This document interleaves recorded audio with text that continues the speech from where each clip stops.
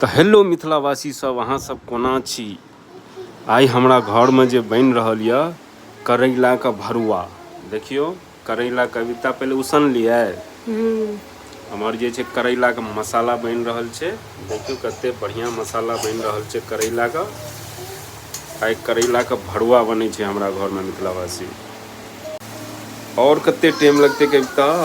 अखन टाइम लगत। और मसाले बुने छियै, जल्दी करू, भूख लागल ये। करैला खाए के बहुत मन है हमरा। अब देखियो कविता करैला भर रहल ये मसाला।